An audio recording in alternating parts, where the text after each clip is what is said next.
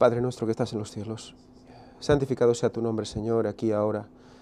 Te damos gracias de nuevo por este precioso sábado que nos regalas. Gracias por todas las personas que están aquí hoy, por todos aquellos que están escuchando al otro lado de Internet. Te pedimos que abras nuestros corazones y nos hagas partícipes de tu divinidad, Señor, tal como nos prometes en los escritos de aquí de Pedro, como vamos a estudiar hoy, Señor. Gracias por ello. Te pedimos perdón por nuestros pecados, Padre, y te lo pedimos todo en el nombre santo y precioso de Jesús. Amén.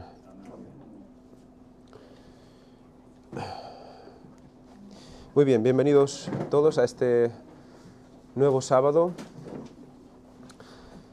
Gracias a Dios que podemos reunirnos aquí, podemos reunirnos en un lugar, pues bueno, agradable y disfrutar de la compañía de los hermanos como la Escritura nos insta. Vamos a seguir leyendo la segunda carta de Pedro. Hoy vamos a leer el capítulo número 3. Hemos ido leyendo el primero y el segundo, y casi que vamos a empezar ya pasando un pequeño resumen de lo que se ha ido leyendo hasta ahora, para que nos pongamos en contexto de cómo vamos a empezar en el capítulo 3. Porque al analizarlo así tan pausadamente, por versículo a versículo, perdemos quizás la visión global de los tres capítulos, de los tres capítulos. Lo he preparado en forma de palabras clave, de pequeñas frases, para que podamos ir viendo hacia dónde nos está llevando la situación. Y luego nos pondremos a leer el capítulo 3. En el capítulo 1 nos habla de que la gloria y la excelencia de Dios, por la gloria y la excelencia de Dios, podemos acceder ¿a qué? A preciosas y grandísimas promesas. Por gracia, no por nuestros méritos, sino por los méritos de Cristo. Por ello, por esa gracia podemos acceder a esas promesas, las cuales son ciertas, todas se cumplen y las tenemos que reclamar. Y gracias a estas promesas y al cumplimiento de ellas, nosotros somos ¿qué? Partícipes de la naturaleza divina. Eso nos dice Primera de Pedro. Si lo vais leyendo, nos va diciendo esto. Hay Segunda de Pedro, perdón, capítulo 1. Por lo tanto, ya vemos que Cristo tiene naturaleza divina, Dios tiene de naturaleza divina, y nosotros podemos ser partícipes de esa naturaleza divina, reclamando sus promesas. Dice, y poniendo toda diligencia en esto mismo, ¿esto qué es? Pues ser partícipes de la naturaleza divina, porque todos queremos ser partícipes de la naturaleza divina, ¿no? Por lo tanto hay que poner diligencia en esto. ¿Cómo? Y nos dice, añadid a vuestra fe virtud, que vimos como la virtud tenía que ver con ¿qué? Con el pan, con la alimentación, con el vigor. Tiene que ver, por tanto, con esa reforma pro salud.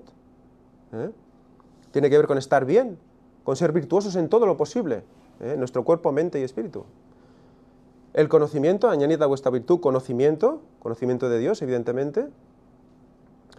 Al conocimiento dominio propio, al dominio propio paciencia, a la paciencia piedad, a la piedad afecto fraternal y al afecto fraternal amor. Fijaros el proceso. Reclamamos las promesas que tenemos por gracia de Dios, por gloria de Dios. Eso nos hace partícipes de la naturaleza, pero tenemos una parte que hacer nosotros, que es con toda diligencia, o sea, con toda diligencia, con todas ganas, con toda fuerza, ir ¿a qué? A buscar mayor fe, mayor virtud, mayor conocimiento, y así más dominio propio, paciencia, piedad, afecto fraternal, amor. Y eso se lo dice a los que escuchan, dice, aunque estéis afianzados ¿en qué? En la verdad presente. Por lo tanto, esas personas que escuchan ya están afianzados en la verdad presente. Por lo tanto, requisito también para tener las puertas del cielo abiertas, como vemos también en el capítulo. O sea que tenemos un recorrido interior de nosotros mismos y además un conocimiento ¿de qué? De la verdad presente. Vimos lo que era la verdad presente. La verdad presente es lo que sucede a nuestro alrededor y que está relacionado ¿con qué? Con la palabra de Dios. ¿Y eso cómo se llama? Y tenemos como más segura la palabra profética. Tenemos ya el camino claro. Hay un nacimiento personal, un cambio personal, pero también tenemos ¿qué? Un estudio de lo que pasa a nuestro alrededor relacionándolo con la profecía. Palabras clave muy importantes. Aquí estamos en el capítulo 2 y nos avisa de que habla falsos profetas y falsos maestros en relación con esta profecía también. nos dice que tenemos que ser como Noé, pregoneros de justicia. Recordamos también cómo ser pregonero de justicia es también ser pregonero de paz. Porque no hay paz si no hay justicia. No es como la paz que el mundo nos da. La paz que da Jesús. Él mismo lo dice. La paz que el mundo nos da, ¿qué es? La que el Papa está promoviendo. Es una paz barata. Es una paz gratuita. Nos juntamos todos, si esto no me gusta no pasa nada, miremos lo que nos une, no lo que nos separa, y estemos juntos. Pero ¿qué pasa? Nos cargamos la justicia de Dios, nos cargamos la ley de Dios, porque muchos de los que estemos reunidos no van a cumplir la ley de Dios. Por lo tanto, es una paz falsa. Ante Dios no es paz. Por lo tanto, pregonero de justicia, porque si no, no hay paz. Nos dice, nos recuerda el texto, dice, Noé con otras 7 personas fue pregonero de justicia. ¿Qué pregonaba Noé? Pregonaba el diluvio, ¿verdad? Y pregonaba que iba a haber un diluvio. Por lo tanto, ya nos está situando qué debemos ser y qué debemos pregonar. En comparativa, como sabemos que Jesús nos dice que como en los días de Noé será la venida del Hijo del Hombre, vamos a pregonar lo que Noé pregonaba. ¿Pregonaremos el diluvio nosotros? No. No habrá destrucción por agua. ¿Por cuál será la destrucción?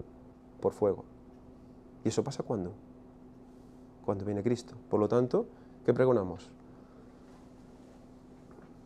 La segunda venida de Cristo. No volveos atrás del santo mandamiento que os fue dado. Recordemos que lo estuvimos analizando. No debemos dejar detrás los mandamientos. Si nos abandonamos la ley, no podemos estar en la línea que aquí está argumentando segunda de Pedro. Y recordemos cómo ese santo mandamiento, en especial para el pueblo del tiempo final, está muy basado en ¿qué? Haciendo mucho el acento en ¿qué? En el sábado, ¿verdad? El resto, evidentemente, tiene que estar.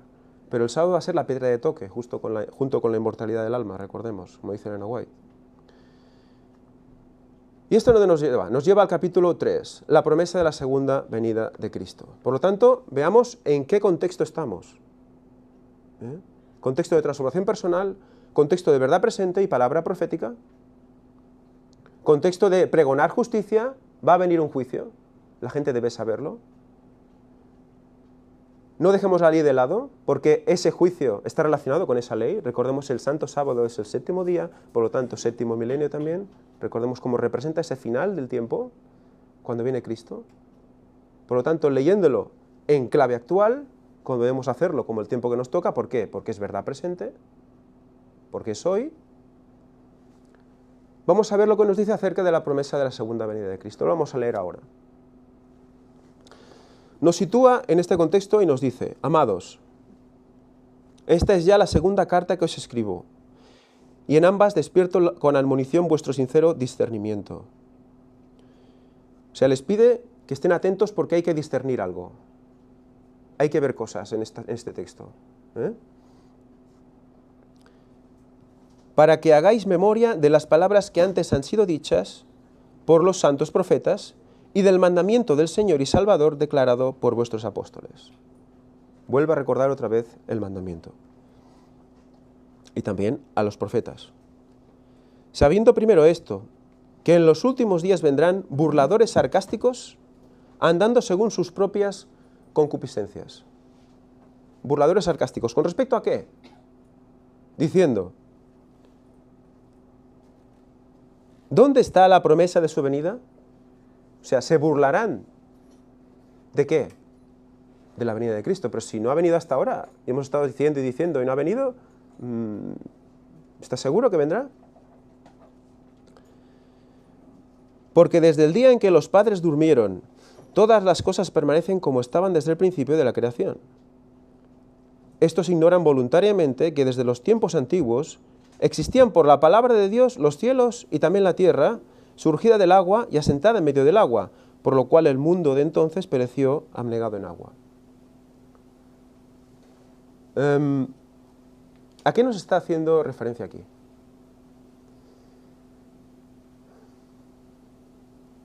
A gente creyente y, como dice Ellen White, sobre todo a los propios adventistas, que habrán sabido del retorno de Cristo Y cuando esté llegando el momento, cuando se les dé ese mensaje dirán, bueno, pero si esto nuestros abuelos ya lo decían y aún estamos aquí. Y la verdad es que se está cumpliendo literalmente y lo podemos experimentar cada día, por desgracia, cada día. Fijaros, dice, estos ignoran voluntariamente. Para ignorar voluntariamente hay que conocer la verdad, ¿no? ¿Cierto?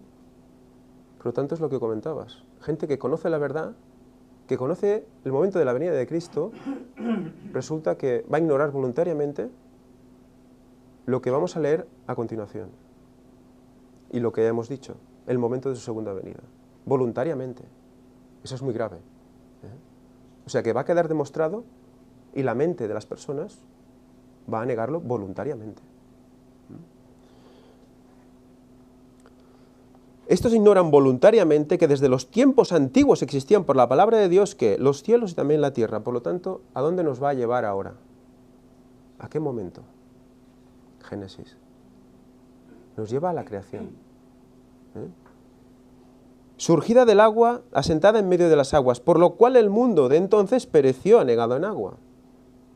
Pero, sigue, pero los cielos y la tierra actuales están reservados por la misma palabra, guardados para el fuego en el día del juicio y de la perdición de los hombres impíos. Por lo tanto, nos está relacionando el final del periodo antediluviano, que se acaba en agua, con el final del periodo de la venida de Cristo, la segunda venida de Cristo. Como ya iba hablando en el resto de capítulos. El juicio, pregoneros de juicio. O sea que no se sale en ningún momento del contexto. Por eso ya nos marca la pauta de un inicio, haciéndonos retroceder hasta la creación. ¿Y cuándo sucede la creación? ¿Cómo sucede? ¿En cuántos tiempos? ¿Cuántos días? Esa es la clave para entender lo que ahora nos dirá. Exacto. Y una vez más, como tú dices, luego nos intercala un juicio que ya hubo en la tierra de destrucción y nos va a poner en lo mismo, situándonos en algo que tiene que ver con lo que tú ahora seguro dirás, sí. Que me voy a quedar aquí. No, bueno, es igual. Dice, porque recordéis que dice al principio, despierto, en ambas despierto con admonición vuestro sincero discernimiento, en las dos cartas. Vuestro sincero discernimiento, sincero. ¿Por qué? Porque si no, voluntariamente vamos a negarlo. No seremos sinceros y voluntariamente vamos a negarlo. En el contexto de este doble juicio paralelo entre diluvio y fuego, segunda venida dice, mas, oh amados, no ignoréis esto, que para el Señor un día es como 1000 años y 1000 años como un día. De repente lo pone aquí, aquí. ¿Qué tiene que ver lo que estamos hablando con un día es como 1000 años y 1000 años como un día? ¿Qué tiene que ver? ¿Por qué lo pone aquí? Justo cuando nos hace énfasis en la creación. Sabemos que la creación fue ¿en cuántos días? 6 días. Y al séptimo descansó. Por lo tanto, dice, oh, amados, no ignoréis esto, que para el Señor un día es como 1000 años y 1000 años como un día. ¿Qué nos está diciendo? ¿6 días, 6000 años?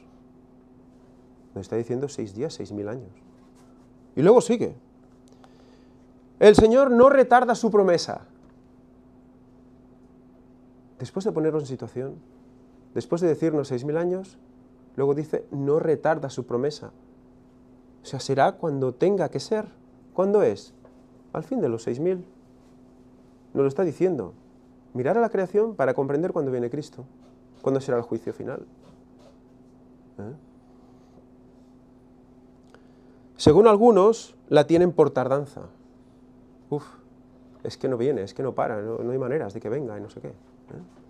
Y ya, pues ya nos despreocupamos y perdemos el concepto, perdemos la vigilancia, no velamos, porque lo damos por ya que bueno, ya vendrá cuando quiera. Yo mientras a vivir, entre comillas. Sino que es paciente para con nosotros, no queriendo que nadie perezca, sino que todos vengan al arrepentimiento. No es que se tarde, es una sensación humana. Es que, evidentemente, está esperando ¿a qué? Él ya lo tiene descontado, ya sabe cuáles van a salvarse y cuáles no van a salvarse, evidentemente, es Dios, ¿no?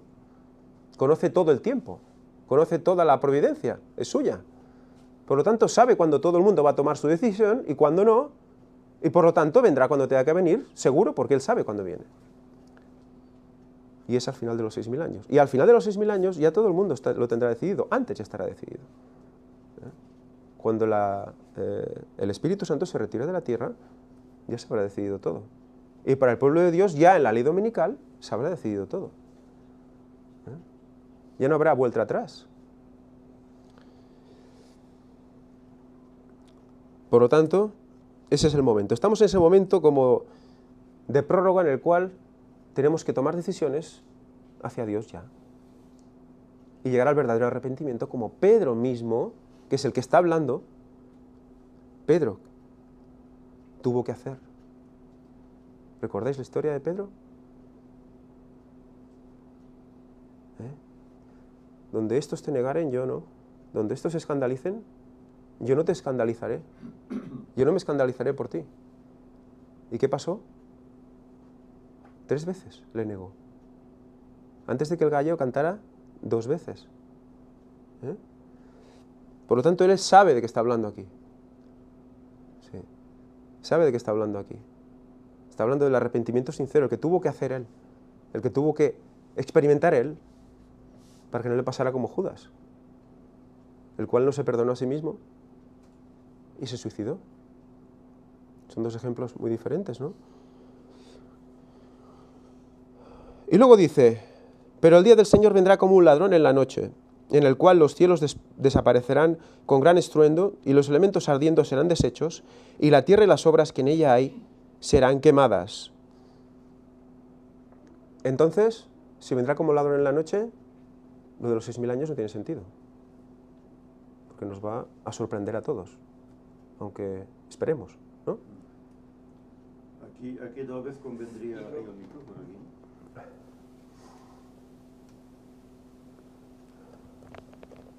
Aquí convendría leer lo que dice Pablo al respecto del ladrón. En 1 Tesalonicenses capítulo 5, versículo 4, dice: mas vosotros, hermanos, no estáis en tinieblas para que aquel día os sorprenda como ladrón. Es decir, ¿para quién vendrá como ladrón? Para los que están en tinieblas. Pero dice, vosotros no estáis en tinieblas. ¿Por qué? Porque estáis a la white, estáis velando. Por lo tanto no sabrán algo sabrán, ¿no? Algo sabrán. ¿Cuándo será ese momento aproximadamente? Algo sabrán. Por lo tanto, sabrán en qué momento viene Cristo, no sabrán el día, no sabrán la hora, claro. Y es pero que sabrán es el momento que viene. en lo que se basan muchos hermanos, que es que el día y la hora no se puede saber porque vendrá como ladrón. ¿Vale? Pero yo soy creyente. Yo me estoy velando, me estoy preparando. Dice que yo no voy a ser sorprendido, porque lo estoy esperando. Y sé cuándo vendrá. Por lo tanto, no vendrá como ladrón para mí. No. Vendrá para ti, que no lo crees, que no lo aceptas, que dices, no, es que la tardanza. No hay tardanza. Está dentro de los 6.000 años. ¿Y los 144.000 sabrán el día y la hora? En su momento sí. En su momento sí. Por lo tanto, la palabra de Dios miente cuando dice que el día y la hora nadie sabe. No. Porque si nadie sabe, los 144.000 tampoco. Claro. Hasta poco momento antes que Dios lo diga. Pero una cosa es saber y la otra cosa es intuir. Una cosa es saber el momento y otra cosa es intuir. Yo cuando estoy en casa y espero una visita, no sé a qué hora van a venir, pero intuyo de que en un momento u otro aproximadamente van a venir. ¿Por qué? Porque hay pruebas evidentes de que lo que está sucediendo va a ser así, ¿no? O sea, la intuición es una cosa y el saber concretamente es otra, pero puede ir una cosa separada de la otra, ¿no? Pero También. tú con esta persona has quedado a una hora concreta. O has quedado en un momento concreto. Pero el Señor no te va a decir, no te dice el día y la hora concreta, pero te dice que van a suceder X cosas antes y que están sucediendo muchas. Entonces tú intuyes que el momento se está acercando. Bueno, lo puedes comprobar, de hecho. También. Puedes También. comprobar porque nos está basando en qué? Verdad presente, palabra profética, por lo tanto es más segura. O sea, es imposible que el Señor nos engañe. Por lo tanto, todo lo que nos va a ir mostrando va a ser profecía tras profecía, cumplimiento tras cumplimiento, hasta el momento preciso de su venida. Incluso los que lleguen vivos hasta el final van a saber el día y la hora concreta. Por lo tanto, el día y la hora nadie sabe, sabemos, y está comprobado, y solo con leer un poco y viendo la conclusión a la que llegamos hoy mismo, no se contradice la palabra de Dios, simplemente es que es un hebraísmo. El día y la hora nadie sabe, es un hebraísmo, y hablamos de ello, de lo que significa. Mira, hay dos pasajes más que me gustaría también leer relacionado con esto. Creo que Mateo 24, 43, 51, que ellos mismos nos lo dan, ya también... Pues yo me voy al último libro de la Biblia, Vale, Apocalipsis. Apocalipsis 15 dice, he aquí yo vengo como ladrón, bienaventurado el que vela y guarda sus ropas para que no ande desnudo y vean su vergüenza. Claro. Bienaventurado el que vela, es lo que antes estábamos diciendo. Claro. Pero en Apocalipsis capítulo 3,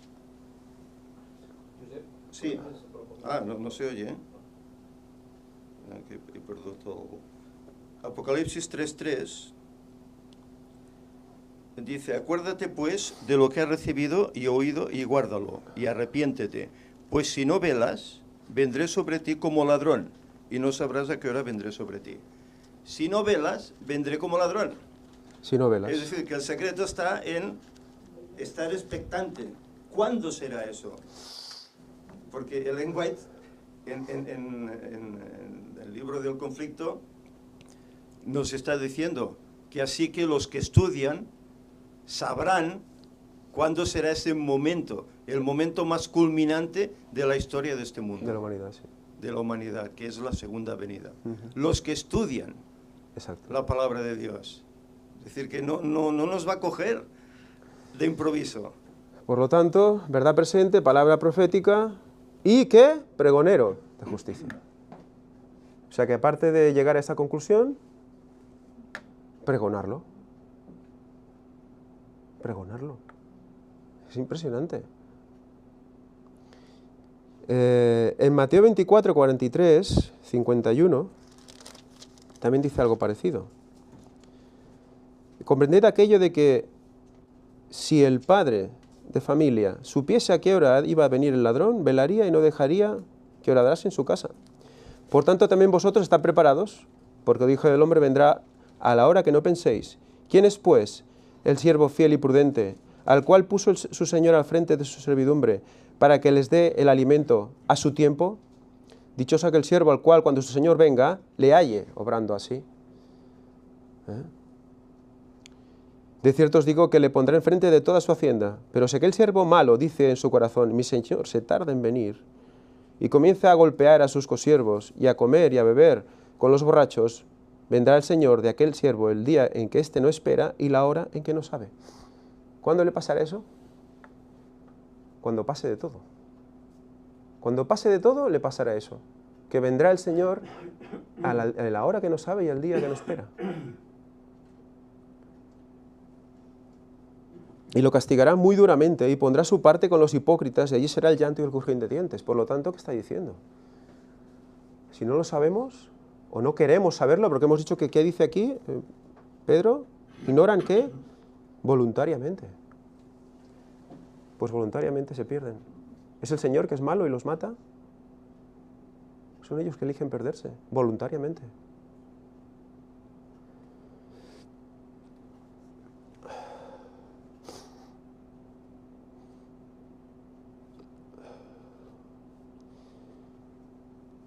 Dice, por lo cual el mundo de entonces pereció ahogado en agua. Seguimos en 2 de Pedro 3, estamos en el 7. Pero los cielos y la tierra actuales serán reservados por la misma palabra, guardados para el fuego en el día del juicio y de la perdición de los hombres impíos. Mas, oh amados, no ignoréis esto, que para el Señor un día es como 1000 años, 1000 años por un día. El Señor no retarda su promesa, según algunos tienen por tardanza, sino que Él es paciente para con nosotros, no queriendo que nadie perezca, sino que todos vengan al arrepentimiento. Pero el día del Señor vendrá como ladrón en la noche, bueno, ya lo hemos leído. Puesto que todas estas cosas serán deshechas, ¿qué clase de personas debéis ser en vuestra conducta santa y en piedad? Aguardando y apresurando la venida del día de Dios, en el cual los cielos encendiéndose serán deshechos y los elementos siendo quemados se fundirán. Pero esperamos según su promesa cielos nuevos y tierra nueva en los cuales habita la justicia. Esto es esperanza para todos. Si quitamos el momento de la venida, la fecha de la venida de la ecuación, corremos el peligro de que nos pase como aquellos siervos, que se desesperan y ya pasan de todo. En cambio, si tenemos presente la esperanza de su venida, la esperanza de que estamos ahí cerca, le decimos a la gente, no, es que solo quedan 13 años y poco, y hay que espabilar, pero está ahí y es la salvación y está para nosotros. Nos ha tocado vivir los momentos más difíciles de la historia, quizás, pero a la vez los momentos de más luz. Por lo tanto, tenemos que asumir esa responsabilidad y hacerlo, ¿no? Y ser pregoneros de justicia. Como precisamente lo que nos está haciendo es la comparativa con la semana en plan milenial. Si sucedió que llegó el sábado en la creación y fue el reposo, y ya vimos, como estuvimos estudiando, que volverá en sábado, volverá también en sábado milenial. Entonces las personas que dicen, no, es que va a ser antes, porque todo está yendo tan deprisa, yo de eso recibo cada día. El miércoles ¿Entendéis? vendrá entonces. Entonces, claro, ¿qué va a venir Jesús? ¿El viernes a mediodía? Entonces sí que nos cogería a todos por sorpresa, porque además no cumpliría con su promesa. Tiene un día marcado, fijado, y eso lo dicen los textos bíblicos. ¿Y si viniese más tarde? Bueno, pues entonces igual viene el domingo a las 4, milenialmente. Por tanto, eso es una falsedad y es ir directamente contra la semana de la creación, que nos fue dada precisamente como ejemplo no solo de vivencia semanal y el sábado reposar, sino precisamente haciéndonos dar cuenta que en ese sábado milenial, en 2031, vuelve nuestro Señor. Negar eso es negar las evidencias. Por eso van a negar voluntariamente. Y quien dice que va a venir antes o va a venir después, ciertamente están fijando una fecha. Exacto. Una fecha en el tiempo. No marcarán un día en concreto, pero están fijando una fecha. Por lo tanto, al unir, ¿por qué entonces une tanto Pedro lo del santo mandamiento? Lo dice en el capítulo 2 y el capítulo 3. No neguéis el mandamiento. Y lo relaciona con la promesa de la segunda venida de Cristo. ¿Por qué creéis que lo relaciona tanto? Evidentemente la ley es la ley, hay que cumplirla. Pero es que el sábado tiene la profundidad que ha dicho Víctor. Es el séptimo milenio. Sabemos cuándo viene Cristo, primavera de 2031. Por lo tanto, si en primavera de 2031 empieza el sábado milenial, ¿es correcto decir que 2031 es igual a sábado?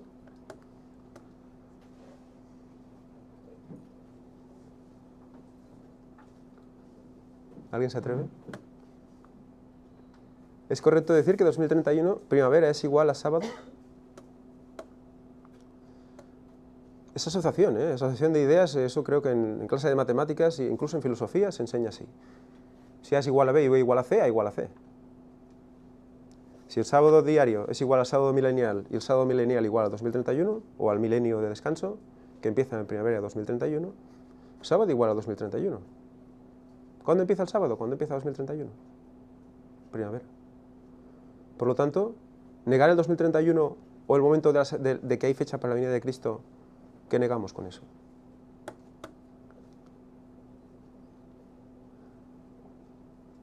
El mismo sábado, ¿verdad? ¿Estamos negando la ley? Estamos negando la ley. Estamos negando la ley. Por eso se pone tan fuerte Pedro. No volveos atrás del santo mandamiento. En el contexto de la segunda venida de Cristo. No podemos negar la ley. Es impresionante, ¿eh? Es más, implica más cosas de lo que muchas veces pensamos. Dice, pues no, es una curiosidad que venga el 2031. Es igual saberlo, no es guay saberlo, pero tampoco es para tanto. No, es que tiene más profundidad. En cuanto al día en que Él vendrá, Isaías nos lo dice.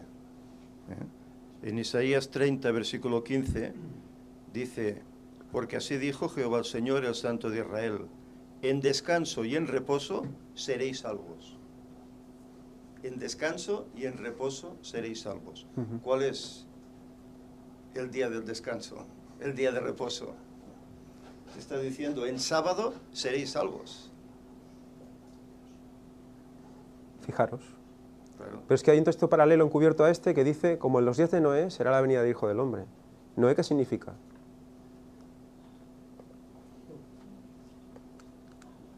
Reposo.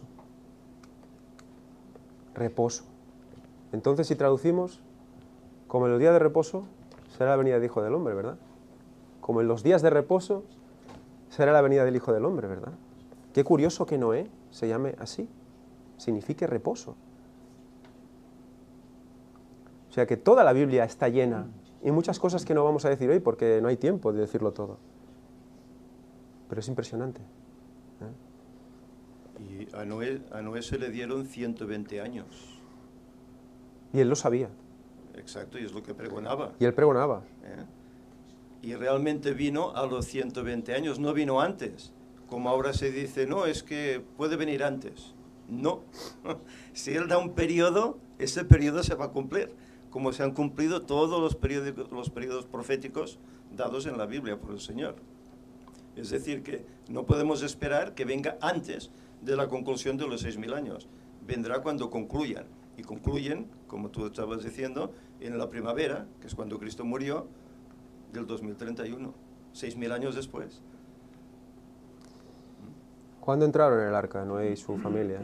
¿El mismo día del diluvio entraron en el arca? No, entraron 7 días antes. 7 días antes. ¿Cuándo se cerró la puerta? Estaban ya preparados, ¿eh? ¿Vino el diluvio antes porque ellos se metieron en el arca antes? No. ¿Se acabó la profecía de los 1260 años antes porque dejaron de morir antes los creyentes, el pueblo de Dios? No. ¿Se acabará el tiempo de la venida de Cristo antes porque el pueblo deje de morir antes? Porque dejará de morir antes. ¿Verdad? Serán acortados los tiempos, dice, para el pueblo de Dios, pero será acortada la muerte, pero no su venida. No habrá más muerte del pueblo de Dios durante al menos un año. Estos son los tiempos que serán acortados, la persecución, como lo fue en la de los 1260 años. Se acortó 25 o 30 años antes. Paró la persecución. Si no, no queda un alma viviente. Pues sucederá lo mismo. Lo mismo que fue, será, como dice Salomón. ¿Tenemos tiempo hasta el minuto antes de que el arca se cierre para entrar? Antes de que llegue el diluvio para entrar. No, tenemos que haberlo decidido antes. El tiempo de gracia para el pueblo de Dios se va a terminar antes, porque el juicio empieza por los de la casa de Dios. Por tanto, va a terminar primero para ellos. Y allí, cuando se cierre ese tiempo de gracia, el momento que aún todo el mundo puede decidir en querer entrar o no a la salvación, cuando llegue ese momento se acabó. Y eso sí que va a coger por sorpresa a muchos. La separación del trigo y la cizaña se habrá consumado antes del retorno de Cristo. Pero esperamos, según su promesa, cielos nuevos y tierra nueva, en los cuales habita la justicia. Por lo cual, oh amados, estando en espera de estas cosas, fijaros cómo se expresa igual que en 2 de Pedro 3.8. ¿Cuándo dice en 2 de Pedro 3.8? Dice, mas, oh amados, no ignoréis esto. Fijaros que hay un inicio paralelo en el 14, por lo cual, oh amados. ¿Y qué dice? Estando en espera de estas cosas, cuando dice no ignoréis esto relacionado a los 6.000 años, dice, estando en espera de estas cosas, son textos paralelos, procurad con diligencia ser hallados por Él sin mancha e irreprensibles en paz. ¿Por qué? Porque se habrá cumplido el tiempo ya. Que nos haya así ya. Este texto que estás leyendo deja en evidencia también a los que creen que, si sabemos que faltan 13 años y pico aún para el retorno de Cristo, pues mientras viviremos la vida como sea. Y luego cuando falte un poquito ya me convertiré. Y a Dios lo vas a engañar, ¿y si te mueres antes? Claro. Pero alguien cree de verdad con esa mentalidad que puede engañar a Dios, que no conoce nuestros corazones. Es que realmente a veces da que pensar si la gente que argumenta esto, el cerebro lo utiliza para algo más. porque realmente es nefasto cierto tipo de argumentaciones que se utilizan para ir contra esto. Van contra el mensaje de Dios y se buscan las 1001 excusas. Y se creen muchos pueblos de Dios. Pues el trigo y la cizaña se está separando. Bueno, es como el mal siervo de la parábola, ¿no? Mi señor se tarda en venir. Pues comenzó a golpear a los consiervos, etcétera, ¿no? Etcétera. etc. A ridiculizar, ¿no? Sigue.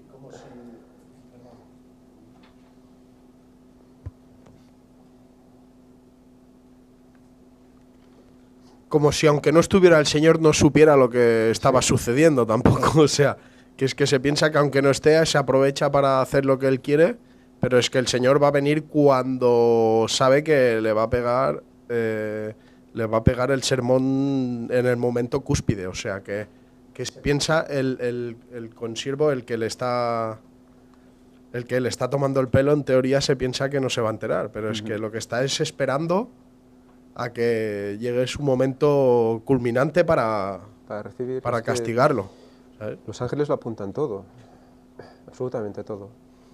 Por eso, sabiendo el tiempo en que Cristo vuelve, con el poco margen que queda, en vez de columpiarnos, no es momento de decir, ostras, pues vale ya, y me pongo las pilas para poner mi vida en sintonía con Dios, buscando transformar el carácter, que Dios me ayude a ello, me pongo a por todas y aviso a la gente, porque si hay que tener amor a los demás es que quieres ver salvos, a todos, harás todo lo posible para dar el mensaje, o te lo vas a callar porque aún quedan 13 años. Es que, en serio... Fijaros otra vez en lo que estamos volviendo otra vez a 2 de Pedro 3.1. Hay 2 de Pedro, primer capítulo. ¿Qué tenemos que hacer? Pasar de todo, añadir a vuestra fe virtud, a vuestra virtud conocimiento, a conocimiento dominio propio, piedad. O sea, continuamente nos está diciendo lo que debemos hacer para estar preparados para la segunda venida de Cristo.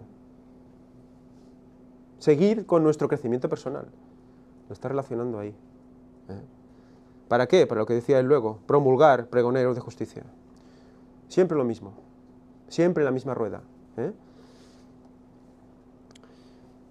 Dice asimismo, y considerad que la longanimidad, esto estamos en el 3.15, y considerad que la longanimidad de nuestro Señor es para salvación, como también nuestro amado hermano Pablo, según la sabiduría que le ha sido dada, os ha escrito. Eso hace referencia a Pablo. En medio de hablar de la segunda venida de Cristo, de esos 6.000 años, nos emplaza Pablo. Pablo deja muy claro lo que es ley y lo que no es ley, ¿verdad? Pero ¿qué pasa con Pablo también? Tiene viajes, ¿verdad, Pablo? Y hay un sitio donde Pablo quería ir. No se registra si llegó o no, pero creemos que sí. ¿Dónde quería ir Pablo? Tiene una fijación porque quiere ir a algún lado. España. Pablo quería ir a España. Recomiendo que veamos se vean las conferencias al respecto de los judíos del tiempo final y el papel de Tarsis, Sefarat, España, en esto. Porque veréis cómo no está puesto aquí por casualidad Pablo.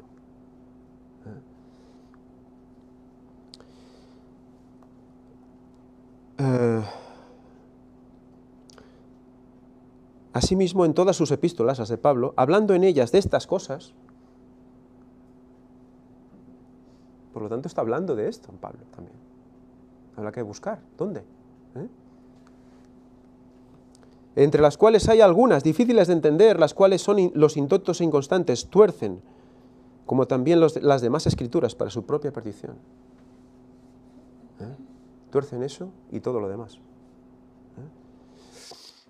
Así que vosotros, oh amados, sabiéndolo de antemano, guardaos, no sea que arrastrados por el error de los inicuos, caigáis de vuestra firmeza. Antes bien, creced en la gracia y el conocimiento de nuestro Señor y Salvador Jesucristo.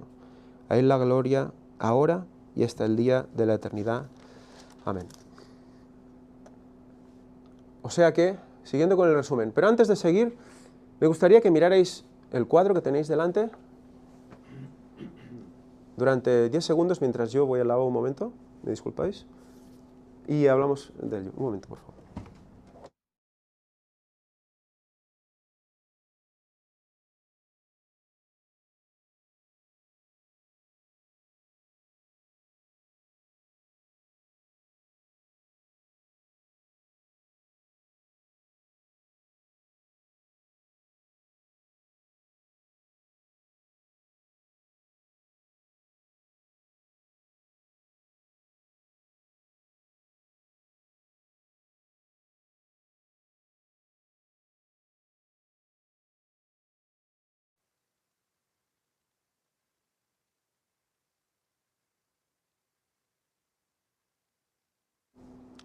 promesas, partícipes de la naturaleza divina, reforma pro salud, conocimiento de Dios, amor, verdad presente, palabra profética, pregonar, por lo tanto, evangelizar, los mandamientos, la segunda venida de Cristo. ¿De qué es resumen esto?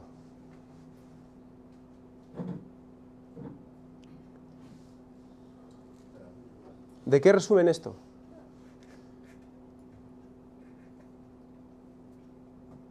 ¿Cuántos adventistas hay en la sala? Porque son las bases de las creencias adventistas. ¿Sí? Del pueblo de Dios. Pero esto fue presentado a la iglesia adventista. Sabemos que la iglesia adventista tiene el último, digamos, la última capa de luz. Y de esa iglesia sale un remanente, y ese remanente va a seguir recibiendo luz. Y hay parte del remanente que está fuera de la iglesia adventista también, que va a recibir luz. Pero va a tener que comprender que esto, lo cual se enseñó también al adventismo en sus inicios. Verdad presente, verdad profética, reforma por salud, etcétera, etcétera. O sea que segunda de Pedro está definiendo un mensaje. El mensaje del pueblo de Dios en el tiempo final. Y dentro de este mensaje entran los burladores sarcásticos. El día y la hora nadie sabe, burlándose de la venida de Cristo, cuando vemos que eso no es así. Mas, amado, no ignoréis esto, para el Señor un día como 1000 años un día, implica 6000 años, 2031. ¿Eso no entra en las creencias, entonces, del pueblo de Dios? ¿El Señor no retará su promesa? ¿No entra? O sea, todo el resto sí es mensaje, pero ¿esto no es mensaje? Segunda de Pedro está definiendo algo. Como ladrón en la noche, Pablo, todo este mensaje es un mensaje muy concreto, y relacionado con la segunda venida de Cristo, con el tiempo final de su venida, con el momento de su venida. Por lo tanto, verdad presente para el tiempo final. Si conocemos alguna denominación que predique esto completo, aferrémonos. Porque es el mensaje de Dios para el tiempo final.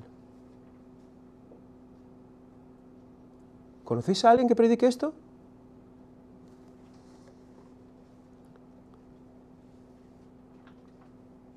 ¿Por qué Pedro? Y ya acabaré. ¿Por qué Pedro? ¿Os habéis parado a pensar por qué Pedro, justamente Pedro, recibe todo esto en una carta? Bueno, él recibe la inspiración, lo escribe en una carta y lo deja escrito, y es el compendio de todas las creencias del pueblo de Dios, incluido el momento de su venida. ¿Qué está representando Pedro? ¿A quiénes está representando Pedro? ¿O a quién representa Pedro?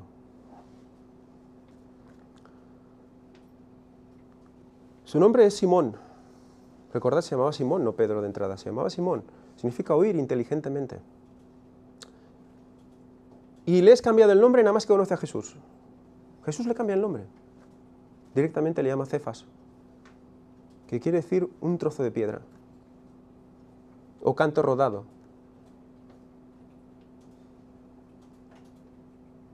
¿Quién es la roca? Cristo. Entonces, si somos partícipes de su naturaleza divina, ¿qué somos? Un trozo de piedra, ¿verdad? Somos un trozo de piedra. Si oímos, ¿qué? Inteligentemente. Elige a Pedro el primer día. El primer día. ¿Y era el Pedro el más docto? ¿El más templado? ¿Verdad que no? ¿Era todo lo contrario? ¿Verdad que sí? Muy interesante, ¿eh? Todo esto lo vamos a analizar más, si Dios quiere, en la siguiente conferencia sobre los judíos en el tiempo final. Pero voy a dar unas pinceladas y acabamos. Al responder que Jesús era el Hijo de Dios, porque Jesús les pregunta a todos, ¿quién dicen que soy? ¿No? Unos dicen, un profeta, otros Elías, otros, ¿no? Y dice, ¿y vosotros quién creéis que soy? Y Pedro rápidamente dice, Jesús el Cristo, el Hijo de Dios. Al responder, dice Elena White que esa respuesta es la que pensaban todos los demás. Pero él es como que toma la iniciativa.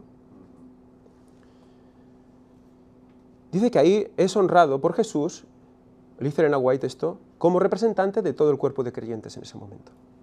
Porque está representando el creer y el pensar de todo un pueblo, de todo el pueblo que cree en Dios. Y le dice, te daré las llaves del reino de los cielos y todo lo que ligares en la tierra será ligado en los cielos, etc., ¿no? ¿Qué le está diciendo? ¿Que le da las llaves del cielo a Pedro? Si tú crees a Pedro, entras en el cielo y si no, no. Elena White lo deja muy claro, las llaves del cielo es la palabra de Dios. La palabra de Dios. La palabra de Dios. Estamos diciendo que aquellos que quieren participar y participan de la naturaleza divina, ese trozo de roca, ese trozo de piedra, cuando nosotros hablamos a alguien de la palabra de Dios, ¿le estamos dando las llaves del cielo o no? Sí, ¿verdad?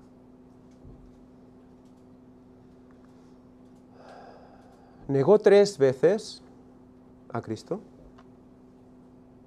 3 veces. Antes de que el gallo cantare 2 veces. Es curioso que en 2 de Pedro 3 esté todo esto también, ¿no? Ese 2 y ese 3 constantemente saliendo. 2000 años, tercer milenio. Es el mismo momento, ¿eh? 2000 años, tercer milenio es el mismo momento. Cuando se cumplen 2000 años de la muerte de Cristo, empieza el tercer milenio, desde la muerte de Cristo es cuando Cristo viene. Son 4000 años hasta Cristo, 2000 años hasta su regreso. Ese 3 en Pedro. Pero es que además lo afirmó 3 veces a Cristo después. Lo negó 3 veces en vida y cuando resucitó Cristo, lo tiene que reafirmar Cristo, tiene que recuperar a Pedro porque sus compañeros habían perdido la confianza en él por lo que había hecho. Y una vez resucitado, cuando están 7 hermanos, 7 discípulos navegando en el mar de Tiberias, pescando, se aparece Jesús en la orilla, ¿no? Y les pregunta, ¿tenéis de comer? Echar la red a la derecha. Y pescan. Dice Elena White que la derecha representaba la fe. Y por fe pescan. Luego van a la orilla y el primero que reconoce a Jesús es Juan. Juan dice, mira, es Jesús. Y Pedro, ¿Jesús? Salta del barco y empieza a correr hacia Jesús, ¿no? Por el agua, ¿eh? ¡Ah! O sea, aún mantenía ese ímpetu. ¿Y qué le dice Cristo para recuperarlo? Dice Elena White que tenía que recuperar a Pedro para que pudiera ser pastor. Habla incluso de su pastor. Ese representante que antes fue, cuando dijo lo que dijo, tenía que volver a ser pastor. Y lo recupera. ¿Y cómo lo recupera? Dice, ¿me amas? Dice, ¿me amas más que a todos estos? La primera. Porque él le dijo, ¿no? Dice, donde ellos te escandalicen, yo no te escandalizaré, ¿no? Por eso le hace una pregunta así. Dice, ¿me amas más que todos estos? Dice, Señor, tú sabes que te amo. Y Elena White dice que la respuesta es muy diferente de las que tuvo antes, ¿no? Cuando dijo, yo no te negaré, yo no. La seguridad que tenía ya era en Cristo. Tú sabes que te quiero, tú sabes que te amo. Y le va a preguntar, ¿me amas? Le dice, apacienta mis corderos, primero, y luego a mis ovejas, 2 veces más. ¿Cómo apacienta? ¿Cómo se apacienta? ¿Cómo se da de comer espiritualmente? Con la verdad, ¿verdad? Con la verdad.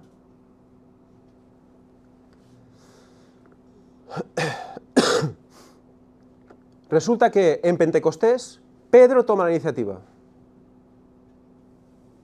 ¿Pentecostés? ¿Qué pasó en Pentecostés? Que a la tercera hora, otra vez, que es las 9 de la mañana en hebreo, ¿qué pasa? 9 es juicio. Curioso.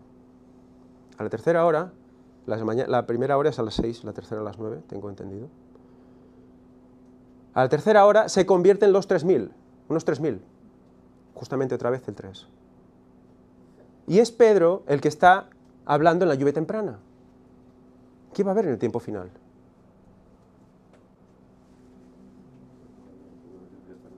La lluvia tardía.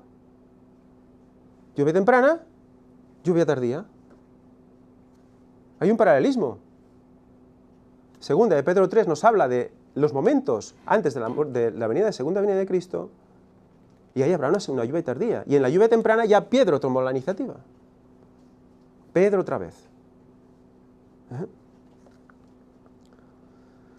Es el único apóstol que menciona las palabras verdad presente y que nos lleva a la conclusión de un día son 1000 años y 1000 años un día, relacionado con la creación y el juicio. En todo el Nuevo Testamento nadie más habla de un día 1000 años.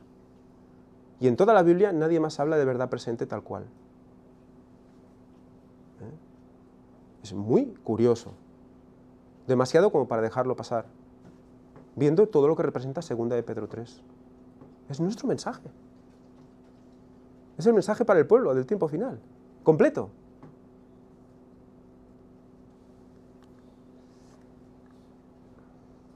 Y el carácter de Pedro. Eso ya lo analizaremos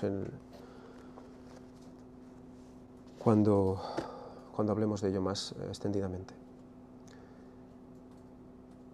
Pero está claro que en el 3 habrá gente que negará a Jesús en el tercer milenio. Y en el 3 habrá gente que se reformará y volverá a Jesús, como él hizo. Está representando a todos ahí. Está representando la reforma de la iglesia ahí. Pedro representa ¿qué? El mensaje final representa a quiénes, al pueblo de Dios del tiempo final.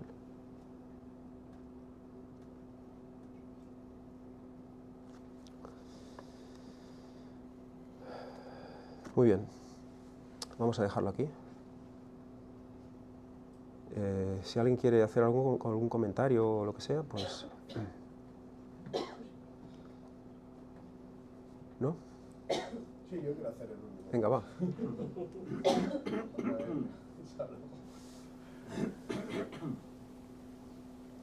Que yo he escuchado de muchos católicos que dicen que el Pedro fue el primer papa, ¿no? Sí. Porque el Papa no habla del 2031 ahora, no habla de la segunda venida, no habla de todo esto, ¿no? Algo ha pasado, ¿no? Bueno, a ver, una de las cosas que quería comentar sobre esto cuando hablemos es que evidentemente Pedro está haciendo lo que tenemos que hacer, o sea, lo que nos está instando Jesús a través de Pedro, porque el primer día lo elige y dice, Cefas. Está diciendo que estudiemos esa manera, ese mensaje. Y en el momento final, ¿quién estará hablando fuerte? El pueblo de Dios, con su fuerte pregón, y por el otro lado, ¿quién estará? Sí, sí. El Papa, el falso Pedro, ¿no? O sea, Claro. el falso Pedro con el verdadero Pedro. Versus el pueblo de Dios, porque realmente el verdadero Papa es Jesús. es Exacto, Dios. pues hay una falsa venida, un falso Cristo, Claro. y hay un Cristo verdadero. Pues hay un falso Pedro y un Pedro verdadero. Exacto. Hay un falso Pedro y un Pedro verdadero. O sea que, fíjate cómo Satanás ha cogido todo y lo ha corrompido de tal manera que hasta el movimiento final, ¿cómo habla Nahual de ese movimiento?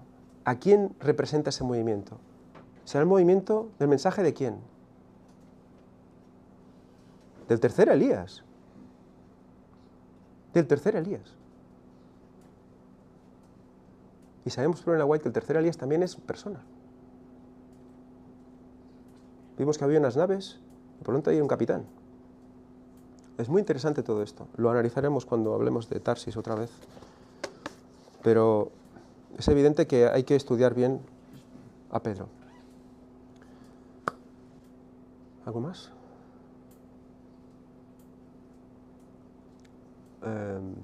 Pues hacemos una oración, ¿no? ¿Alguien quiere decir algo? Bueno, que todo esto la verdad es que va totalmente asociado con la paz de Dios, porque hay uno de estos versículos donde aparece precisamente paz. Paz, sí, sí. Pues oremos. Josep, ¿puedes fer tu sisplau? Sí, porque... Señor y Padre, te damos sin duda gracias porque tú nos bendices grandemente. Tú nos has dado la ocasión de conocer tu palabra, nos has llamado a esta verdad presente. Y te rogamos, Señor, que nos ayudes para que la vivamos, para que velemos tal como nos aconsejas en tu palabra, sabiendo que ese día está cerca y que hay muchísimos que aún no lo saben. Ayúdanos, Señor, a vivir eso y a compartirlo, para que otros muchos puedan prepararse para ese gran evento. Despierta, Señor, a tu pueblo y ayúdanos para que todos avancemos hacia adelante con fe, a pesar de los problemas que van a surgir. Que tu paz, Señor, quede con nosotros, que nos animes y nos dé fe, esperanza y constancia. Te lo pedimos en nombre de Jesús.